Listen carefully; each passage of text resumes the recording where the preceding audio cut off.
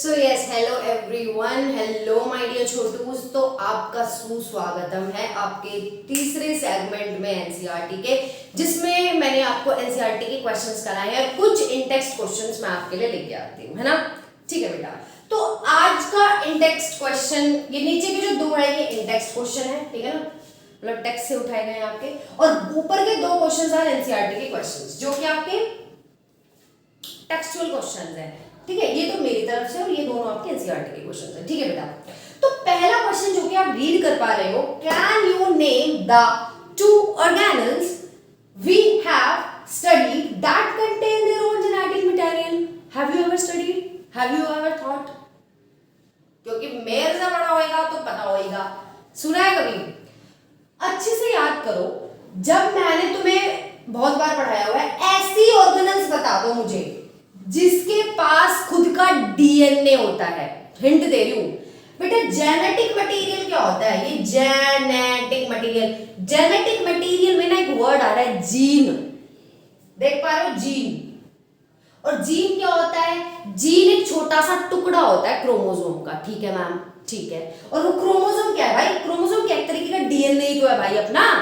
तो बोल रहा है, तो इससे आपने कैलकुलेट कर लिया कि अच्छा जेनेटिक डीएनए। बेटा जेनेटिक मटेरियल दो तरीके का हो सकता है, या तो वो डीएनए हो सकता है, वो आरएनए हो सकता है। तो मैं एक बात बता दूं, डीएनए क्या होता है बेटा? DNA is a linear double stranded structure. Linear मतलब सीधा सा, डबल स्ट्रैंडेड है। मैंने बताया था ना, एक स्ट्रैंड ऐसे है डीएनए की, तो दूसरी स्ट्रैंड इसके से लिपटी हुई होती है, ये डीएनए होता है। समझ आ रहा है ना? ओके, तो जेनेटिक मटेरियल दो तरीके का हो सकता है, either it can be DNA और it can be RNA also. RNA, ये मैंने आपको, जो आपने अगर मेरी वीडियोस देखी हैं आपने इस चैप्टर की, सेल वाले चैप्टर की, तो आपको पता होगा, क्योंकि मैंने वहां पढ़ाया हुआ है। तो आरएनए क्या होता है? आरएनए मैम, अगर डीएनए सिंगल स्ट्रैंडेड ना होकर डबल स्ट्रैंडेड है और लीनियर है, और आरएनए क्या होता है? ये होता है, ये भी लीनियर है, ये भी लीनियर होता है, लेकिन सिंगल स्ट्रैंडेड है, सिंगल है। डीएनए क्या है? मिंगल है। डीएनए क्या है? मिंगल है। लेकिन आरएनए क्या है? सिंगल है। ये दोनों ही जेनेटिक मटेरियल होते हैं। जेनेटिक मटेरियल के दो ही टाइप्स है, तो डीएनए या आरएनए। मतलब जितने भी लाइफ फॉर्म्स हैं इस धरती पर, अगर उनके अंदर न्यूक्लियस है ना, और अगर उस न्यूक्लियस के अंदर जेनेटिक मटेरियल है, तो या तो बेटा जी वो डीएनए होने वाला है, या वो दूसरा नंबर हमारा कौन होने वाला है? आरएनए होने वाला है। मुझे बताना, तुम्हारी बॉडी की कोई भी सेल है जिसमें आरएनए जेनेटिक मटेरियल हो? ये तुम्हारा घर का क्वेश्चन है, देख के आना, ठीक है। तो तुम्हारी बॉडी के अंदर ऐसी सेल है जिसके जेनेटिक मटेरियल में आरएनए हो? ओके, तो मैम ऐसा कौन हिंदुस्तान में आदमी है भाई जिसके बॉडी के अंदर RNA as a genetic material present है? तो बेटा मैं आपको बता दूं, वायरस होते हैं ना, वायरसेस, इन वायरस के पास ना, किसी वायरस के पास जेनेटिक मटेरियल डीएनए होता है, मतलब किसी वायरस के न्यूक्लियस के अंदर डीएनए, और किसी वायरस के अंदर आरएनए भी होता है। मतलब जेनेटिक मटेरियल किसी का डीएनए भी है और आरएनए भी है वायरस का। तो इन जनरल आरएनए जो होता है वो वायरस के अंदर मिलता है एज अ जेनेटिक मटेरियल, ठीक है। तो छोड़ दो, तो जेनेटिक मटेरियल बेटा कुछ नहीं होता, हमारे न्यूक्लियस के अंदर जो भी सामान होता है अपना, डीएनए, आरएनए, व्हाटएवर, वही क्या होता है? जेनेटिक मटेरियल होता है। जेनेटिक मटेरियल हमारी एक जनरेशन से दूसरी जनरेशन में पास होता है। इस सेल डिवीजन, माइटोसिस, मियोसिस पढ़ाते टाइम मैंने आपको बहुत डिटेल में पढ़ाई है, and I am not gonna repeat this thing, that thing in this video, okay. तो हम वो चीज दोबारा तो नहीं पढ़ेंगे भाई लोग, ठीक है। क्वेश्चन पे आओ, can you name the organelle we have studied that contains their own genetic material? Okay, हमने इसी ऑर्गेनल पढ़ी थी भाई जिसके पास खुद का जेनेटिक मटेरियल? हाँ भाई पढ़ी थी, नाम जल्दी बोलो, जल्दी बोलो, जल्दी बोलो। वेरी गुड, सीएम भाई साहब। कौन? एक तो मैम क्लोरो, आपने ट्रिक बताई थी न्यू सीएम वाली, जिसमें ना मैम क्लोरोप्लास्ट और माइटोकॉन्ड्रिया, ये ऐसे दो ऑर्गेनल थे मैम जिसके पास खुद का डीएनए था, खुद के राइबोसोम थे, याद आ रहा है? तो ऐसी कौन सी दो ऑर्गेनल्स हैं जो जिसके पास खुद का जेनेटिक मटेरियल है? जेनेटिक मटेरियल कुछ नहीं है बेटा, डीएनए, आरएनए। तो ये भाई हमने तो क्या, मैंने तुम्हें कहीं पढ़ाया था कि लाइसोसोम के अंदर डीएनए होता है? नहीं पढ़ाया ना, नहीं पढ़ाया था भाई, कहीं नहीं पढ़ाया मैंने सिर्फ तुम्हें क्लोरोप्लास्ट और अपना माइटोकॉन्ड्रिया इन्हीं के अंदर बोला था बेटा। ये ध्यान रखना प्लीज कि क्लोरोप्लास्ट और माइटोकॉन्ड्रिया डबल मेम्ब्रेन होते हैं, और न्यूक्लियस भी डबल मेम्ब्रेन होता है, लेकिन जो न्यूक्लियस ऑर्गेनल नहीं है, न्यूक्लियस तो एक मेन बॉडी सिस्टम से अपने पूरे शरीर को कोऑर्डिनेट ब्रेन करता है ना, उसी तरीके से न्यूक्लियस कोऑर्डिनेट करता है पूरी सेल को, ब्रेन ऑफ द सेल, ठीक है। तो न्यूक्लियस को हम एक एज एन ऑर्गेनल नहीं बोल सकते, वो एक मेन काम है तो उसको ऑर्गेनल नहीं बोल रहे, बाकी जितनी भी चीजें वो ऑर्गेनल्स होती है। Is clear? तो बेटा ऐसी ऑर्गेनल जो भी मैंने आपको पढ़ाई थी, बहुत सारी ऑर्गेनल भी हैड डिस्कस, तो उसमें मैंने आपको क्लोरोप्लास्ट और माइटोकॉन्ड्रिया को बहुत ध्यान से समझाया था, बार बार बोला था इनको सेमी ऑटोनोमस बोलते हैं क्योंकि अपना काम खुद कर लेती है, आधे से ज्यादा काम खुद कर लेती है, आधे से ज्यादा कामों के लिए ये बाहर वाली सेल ऑर्गेनल्स पे डिपेंड होती है, तो इसलिए हमने इनको सेमी ऑटोनोमस भी नाम दिया था, याद आ रहा है? ठीक है। और क्लोरोप्लास्ट और माइटोकॉन्ड्रिया तो मैं तुम्हें बताया था डबल मेम्ब्रेन भी होती है, इनके पास खुद के राइबोसोम्स भी होते हैं, है ना, याद आ रहा है? और राइबोसोम का काम क्या था? वेरी गुड, प्रोटीन बनाना था, और इनके पास खुद का जेनेटिक मटेरियल भी होता है। तो पहला क्वेश्चन हो गया भाई, रेड पेन का ये रहा, तो पहला question madam done. Second question रब कर दूं, सेकंड क्वेश्चन रीड करना, वेयर आर, ये तो बहुत इजी क्वेश्चन है, बहुत इजी क्वेश्चन है, ये तो मेरे क्यूटी पाइस 2 मिनट में आंसर कर देंगे। Where are protein synthesized in the cell, cell के अंदर प्रोटीन कहां बन रहा था, बताओ भाई, सोचो, वीडियो पॉज करो, सोचो, जल्दी सोचो। हाँ भाई आजा, हो गया काम, ठीक है। वेयर, देखो भाई पहले अपने को क्वेश्चन पढ़ना है, फिर अपने को थोड़ा दिमाग के घोड़े दौड़ाने हैं, और जब अगर कुछ समझ में आए तो मुझे सुनना, मुझे तो फिर भी सुनना ही, क्योंकि कुछ ना कुछ नया जानने को मिल ही जाएगा। तो where are protein synthesized in the cell, तो बेटा प्रोटीन हमारे रफ एंडोप्लाज्मिक रेटिकुलम में बनते हैं, जिसको प्यार से हम आरईआर बोल रहे थे। तो अच्छा मुझे बता दो, फिर स्मूथ एंडोप्लाज्म, अच्छा मुझे बता दो पहले रफ एंडोप्लाज्मिक रेटिकुलम को रफ एंडोप्लाज्मिक क्यों नाम दिया? रफ वाला वर्ड क्या सिग्निफाई करा रहा है? मैंने तुम्हें ट्रिक भी बताई थी कि बेटा रफ एंडोप्लाज्मिक रेटिकुलम को रफ एंडोप्लाज्मिक रेटिकुलम इसलिए बोला जाता है, यस, क्योंकि मैम जो हमारा एंडोप्लाज्मिक रेटिकुलम था ना, उसके ऊपर कहीं कहीं जगह राइबोसोम्स बैठे थे, इसलिए हमने उसको रफ एंडोप्लाज्मिक रेटिकुलम बोला था, ठीक है बेटा। तो ऐसी जगहें जहां पे राइबोसोम्स नहीं बैठे तो उसको क्या बोल दूं, तो मैम उसको आप नाम दे दो एसईआर। देखो साफ सीधी बात, अगर एंडोप्लाज्मिक रेटिकुलम उसके ऊपर राइबोसोम्स बैठे हैं तो रफ एंडोप्लाज्मिक रेटिकुलम, अगर एंडोप्लाज्मिक रेटिकुलम पर कुछ राइबोसोम नहीं बैठे, एकदम प्लेन है, कुछ भी नहीं है, तो हम उसको क्या बोलेंगे? Smooth endoplasmic reticulum. Is that clear? Okay. अब बेटा देखो, मुझे अच्छा रफ एंडोप्लाज्मिक रेटिकुलम तो प्रोटीन बना रहा है, मुझे बताना स्मूथ एंडोप्लाज्मिक रेटिकुलम क्या बना रहा था, जल्दी। स्मूथ एंडोप्लाज्मिक रेटिकुलम बेटा जी हमारे लिपिड्स बना रहा था, कोलेस्ट्रॉल बना रहा था, फैट वाली चीजें बना रहा था, कौन? Smooth endoplasmic reticulum.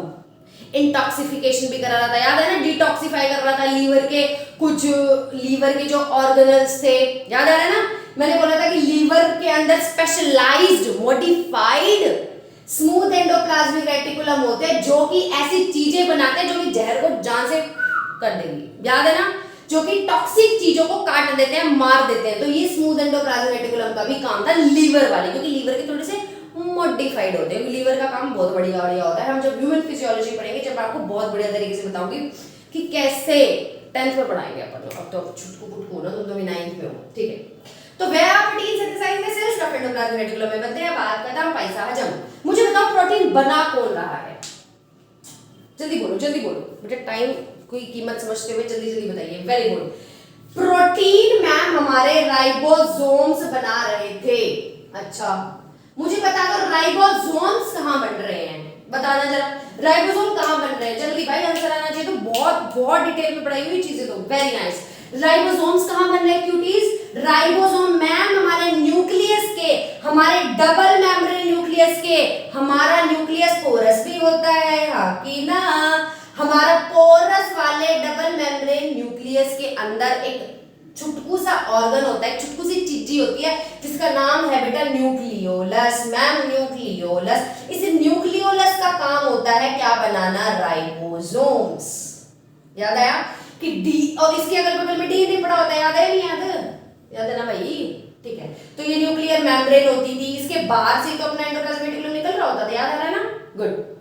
तो इस न्यूक्लियोलस का काम क्या होता है? राइबोसोम बनाना। ये राइबोसोम इन पोर से बाहर निकलते हैं और बाहर जाके क्या बनाते हैं? प्रोटीन बनाते हैं। याद आया? ठीक है। अब तुम देख रहे हो हम एक क्वेश्चन से 10 क्वेश्चन सोल्व करते हैं, समझ में आ रही है?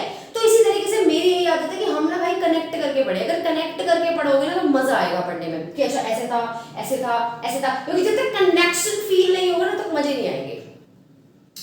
तुम्हें पता है जब तुम 12th में जाओगे तो केमिस्ट्री का एक पार्ट 12th में या 11th में आ जाता है, कन्वर्जन्स आती है केमिस्ट्री के अंदर ऑर्गेनिक वाले पार्ट में। तो वो इतनी इंटरेस्टिंग लगती है ना, मतलब अगर आपको रिएक्शन अच्छे से समझ में आ रही है और थोड़े बहुत मैकेनिज्म्स आते हैं तो वो इतने मजे आते हैं। और यार ये से ये बन गया, ये से ये बन गया, इससे ये बन गया, मतलब बहुत ऐसे चमक जाता है ना दिमाग, बढ़िया मजा आ जाता है। तो ऐसे देखो मैंने तुमसे क्वेश्चन पूछा, अच्छा देखो तुम जब मैंने तुमसे क्वेश्चन पूछा कि प्रोटीन कहाँ बनते, तुमने जिस बच्चे ने आंसर दिया मैम आरईआर में, मैंने नेक्स्ट क्वेश्चन पुट अप किया बेटा स्मूथ एंडोप्लाज्मिक रेटिकुलम क्या बनाता है, तुमने आंसर दे दिया। मैंने पूछा बताओ अच्छा प्रोटीन कौन बना रहा है, तुम बोलोगे मैम राइबोसोम। फिर मैंने पूछा अच्छा तो राइबोसोम कौन बना रहा है, मैडम न्यूक्लियोलस, है ना? तो मजे आ रहे होंगे ना कि अच्छा यार ये भी समझ मतलब लिंक हो रही होगी चीजें, भाई नहीं भी हो रही होगी छोड़ो, समय आ गया ना बस, ठीक है।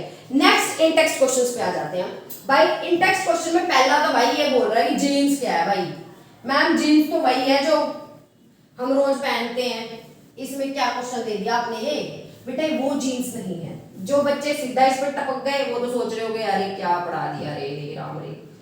तो पहला क्वेश्चन है व्हाट आर जीन्स, और दूसरा क्वेश्चन मैं पूछने वाली हूँ state the location of genes, कि जीन्स कहाँ प्रेजेंट होते हैं। बेटा पहली बात है पैरल वाली जीन्स नहीं है, JAENS नहीं है, ये वो जीन्स है जो आपके अंदर है, जो आपको आपके मॉम डैड से मिली है, मम्मी पापा से, माता जी पिताजी से मिले हैं, ठीक है। Okay got it. तो बेटा जीन्स क्या है? बेटा अगर ये डीएनए है ना, अगर ये डीएनए है तो डीएनए के ऊपर, या अगर मैं डीएनए को थोड़ा सुंदर तरीके से बोलूं, मैंने तुम्हें बताया था डीएनए की 2 फॉर्म्स होती है, एक होता है क्रोमैटिन, एक होता है क्रोमोसोम। क्रोमैटिन क्या होता है बेटा? जब एक सेल, मुझे बता दो जरा प्लीज थोड़ा सा, क्या होता है? मैम सुनो ध्यान से बेटा, अगर एक सेल है, अगर इस सेल को डिवाइड नहीं करना तो इसका जो न्यूक्लियस है ना बेटा, उसके अंदर डीएनए कैसा पड़ा होगा? फ्रीली पड़ा होगा, बिल्कुल फ्रीली पड़ा होगा। जब एक सेल को डिवाइड नहीं करना होता है तो उसके जो न्यूक्लियस के अंदर बैठा हुआ डीएनए है वो फ्रीली पड़ा हुआ है।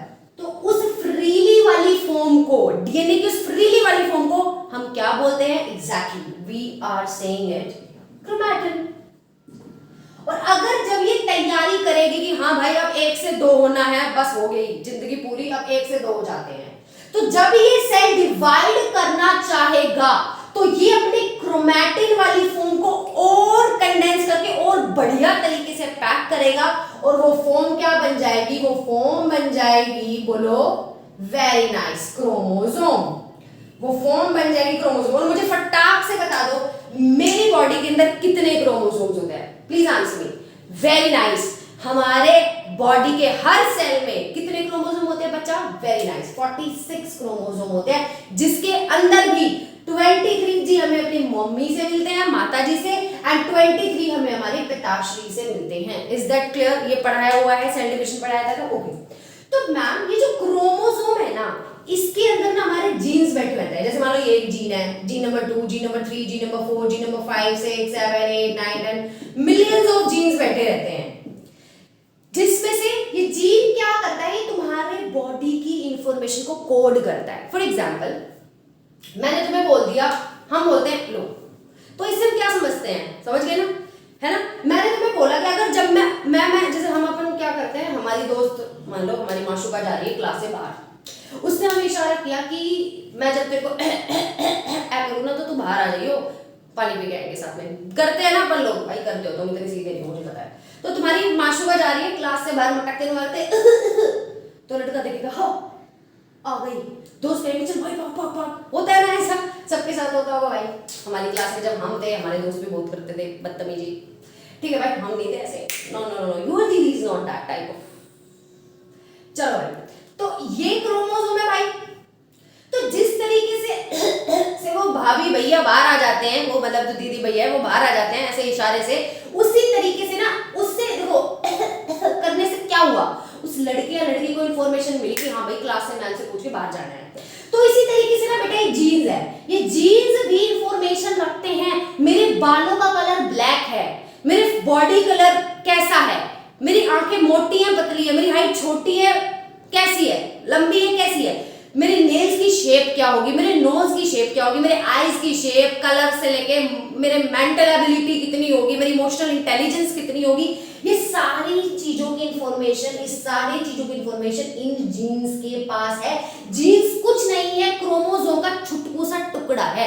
जैसे मान लो बेटा ये मेरा क्रोमोसोम है, ये ढक्कन एक जीन है, तो क्या है भाई, अगर ये पूरा मार्कर था तो मार्कर का एक छोटा सा टुकड़ा ले लिया मैंने, तो ये क्या है, जीन है। तो जीन क्या है बेटा, द छोटू सा टुकड़ा ऑफ व्हाट, क्रोमोसोम। तो gene is nothing but the part of a chromosome which codes some information, which gives you information about your body, which give you the characteral information। भाई ऐसा character नहीं, बढ़िया character हो गया बेकार character हो गया, ये वाली चीजें नहीं, आपके बॉडी के एक्सप्रेशंस की इंफॉर्मेशन कौन देता है, जीन्स। समझ गया। अब देखो थोड़ा बताऊंगी। अब बेटा जैसे मान लो ये पहला जीन है, पहले जीन की बात करें, ये मान लो आंखों के रंग का जीन है, तो मतलब मान लो आईज कलर का जीन है, ये आई कलर का जीन है। दूसरा जीन मान लो बता रहे कि तुम्हारी हाइट कैसी होगी, तो हाइट कैसी हो सकती है भाई, टॉल हो सकती है, डार्क हो सकती है, छोटा या बड़ा हो सकता है भाई कोई भी इंसान, ठीक है ना। या फिर तुम्हारी क्या हो सकती है, और जीन मान लो तुम्हारे नेल्स कैसे होंगे, और जीन मान लो तुम्हारा बॉडी कलर होगा भाई, गोरे चिट्टे हो गए हमारी तरह कालू, या फिर तुम क्या हो सकते हो, तुम्हारे नोज की शेप कैसी होगी, मतलब बहुत सारी चीजें, हर जीन के पास अपनी खुद की इंफॉर्मेशन होती है, ठीक है। तो इस जीन का समझना, तो पहला क्वेश्चन है व्हाट आर जीन्स, तो क्या बोलूंगी मैं genes, ma'am genes are nothing but a segment of chromosome या फिर अ सेगमेंट ऑफ डीएनए। बेटा ये जो क्रोमोसोम है ना, ये कुछ नहीं है, ये डीएनए ही है। अगर डीएनए आराम से बैठा हुआ है, डिवाइड नहीं करना तो क्रोमैटिन है, और अगर डीएनए भाई डिवाइड करना चाहेगा तो उसको पहले खुद को क्रोमोसोम बनाना पड़ेगा, तो वो क्रोमोसोम कुछ नहीं है, डीएनए ही। तो मैं बोलूं gene is a part of chromosome, या मैं बोलूं gene is a part of DNA, both are same, you do not have to confuse it, okay तो gene is what is what, so what are genes are nothing but the part of a chromosome that codes some information, is that clear। और ये कहां से मिलते हैं हमें भाई, कौन दे रहा है जीन्स, ये जीन्स हमें हमारे पेरेंट्स से मिल रहे हैं। तुम भी कभी पेरेंट्स बनोगे, तुम अपने बच्चों को दोगे, वो कभी अपने बच्चों को देंगे, तो ये हर जेनेटिकली ट्रांसफर होते रहते हैं, एक जनरेशन से दूसरी जनरेशन, दूसरी जनरेशन से तीसरी जनरेशन, टक टक टक ट्रांसफर होते रहते हैं। समझ में आ गया, ठीक है। Second question, state the location of gene. भाई जीन्स हमें कहां है, what are the location of genes, अभी तो बताया, डीएनए पे रहते हैं, और डीएनए पे भी कहां रहते हैं, तो बेटा लोकस पे रहते हैं, लोकस। ये थोड़ा डीप हो गया लेकिन मैं बता देती हूं, कोई बात नहीं, थोड़ा बहुत चल जाता है। बेटा जिस जगह पे बैठे हैं ना, उस जगह को नाम बोलते हैं लोकस। जैसे मान लो ये मेरा एक बहुत बड़ा क्रोमोसोम है, मान लो डीएनए, जो भी तुम्हारा मन करे वो बोलो, एक ही चीज है बेटा। तो इस डीएनए के ना एक जगह होती है जिसे बोलते हैं लोकस। मान लो ये लोकस है, तो ये लोकस क्या है, ये लोकस वो जगह है जहां पे जीन बैठा हुआ है, ठीक है। जैसे मान लो मेरा घर ईस्ट कृष्णा विहार में है, गली नंबर 1 में, तो मैंने बोल दिया गली, अब आगे का नहीं बताऊंगी भाई एड्रेस, तुम क्या पता पार्टी मांगने आ जाओ, हम भाई ठहरे कंजूस आदमी, समझ रहे ना। हाँ बता, अगर सड़क पे भी कभी मिल गए तो मेरे से मांग ली दीदी पार्टी दी, तो अपन नहीं देगा भाई। तो मान लो कोई भी जगह है, जैसे मान लो क्या जगह नाम बोला है, जैसे तुम द्वारका में रह रहे हो, द्वारका में किसी फलानी जगह पे रह रहे हो, उस जगह के भी किसी पर्टिकुलर पार्ट पे रह रहे होगे ना, किसी सोसाइटी में रह रहे होगे, किसी जगह में प्लॉट नंबर भी होगा तुम्हारा 140 240 जो भी भाई है तुम्हारा, तो वो एक पर्टिकुलर एरिया तुम्हारा है, तो ये वही एक पर्टिकुलर एरिया है जहां पर हमारा जीन प्रेजेंट होगा, उसे ही ना बेटा लोकस बोलते हैं। या फिर तुम्हारे लेवल पे state the location of gene क्या होगा बेटे, क्रोमोसोम्स, डीएनए, कुछ भी जो तुम्हें करेगा। तो भाई लोग मेरे, आई होप आज का सेशन तुम्हें बहुत मजा आया होगा, कुछ चीजें नहीं जानने को मिला। मैं तुम्हें एक बात बताना चाहती हूँ यार, देखो हमने चैप्टर पढ़ा, तो हमने जेनेटिक, मैंने तुम्हें डीएनए पढ़ाया, मैंने कहीं भी आरएनए का जिक्र नहीं किया तुमसे, समझो, अब ब्यूटी समझो साइंस की। तो इसलिए एनसीईआरटी के क्वेश्चन भगवान ने एनसीईआरटी बनाई कि भाई एनसीईआरटी के क्वेश्चंस क्यों बनाए गए कि भाई थ्योरी को सब पढ़ लेंगे, लेकिन एनसीईआरटी के क्वेश्चन जब तुम पढ़ोगे, जब तुम्हें कुछ नई चीजें जानने को मिलेगी, जैसे तुम्हें लोकस जानने को मिल गया इन टेक्स्ट क्वेश्चन बनाए तो, फिर तुम्हें ये भी पता चल गया अच्छा हम तो डीएनए नहीं समझ रहे थे, जेनेटिक मटेरियल तो आरएनए भी होता है, समझ रहे हो? तो ऐसी चीजें ओपन अप होगी तुम्हारे सामने। खैर, I hope you did like my NCERT segment and I am very sure कि आप लाइक शेयर सब्सक्राइब भी कर रहे होंगे, है ना? I can trust you. तो बेटा जी नेक्स्ट क्लास में हम अलग टाइप ऑफ, देखो तुम्हें बताऊं, तुम्हें अगर एनसीईआरटी सेगमेंट ऐसा लग रहा है यार कब सुने कब पढ़े, तो मैं तुम्हें एक चीज बता दूं, पहले चैप्टर को डीपली पढ़ लो, कहीं से पढ़ो, आइदर मेरे से पढ़ो या फिर where from wherever you want to study, फिर उसके बाद तुम एनसीईआरटी सेगमेंट करो, तुम्हारे ऐसे घोड़े दौड़ेंगे ना माइंड के, मैं लिटरली बोलूं, I swear of my mom, तुम्हें इतना बढ़िया समझ में आ रहा होगा ना, मतलब हर एक कंसेप्ट ऐसे चमक रहा होगा बढ़िया तरीके से, समझ में आ रही है? तो आप पहले एनसीईआरटी का पूरा चैप्टर पढ़ लो, रीडिंग मार लो भाई अपनी एक बार एनसीईआरटी की, और फिर उसके बाद तुम धमाधम क्वेश्चन करो, और फिर तुम्हें इतनी बढ़िया बढ़िया चीजें मिलेगी ना जानने को, और फिर तुम जो भी तुम्हें नया मिले एनसीईआरटी में वही की वही छाप दो। और ये एनसीईआरटी के सेगमेंट्स ना, जब देखो जैसे खाना खा लिया तब ऐसे मजे मजे में सुन रहे हो, कहीं जा रहे हो ट्रैवलिंग कर रहे हो तब मजे मजे से सुन रहे हो, क्योंकि इतने बड़े नहीं है, 2x पे करोगे तब भी इजीली समझ में आ जाएंगे, ठीक है? तो meet you in the next class with another video, हम उसमें डिस्कस करेंगे another segments of NCERT के questions। तो till then keep yourself hydrated, खेलते रहो, मुस्कुराते रहो, जय Shri Ram, bye bye students.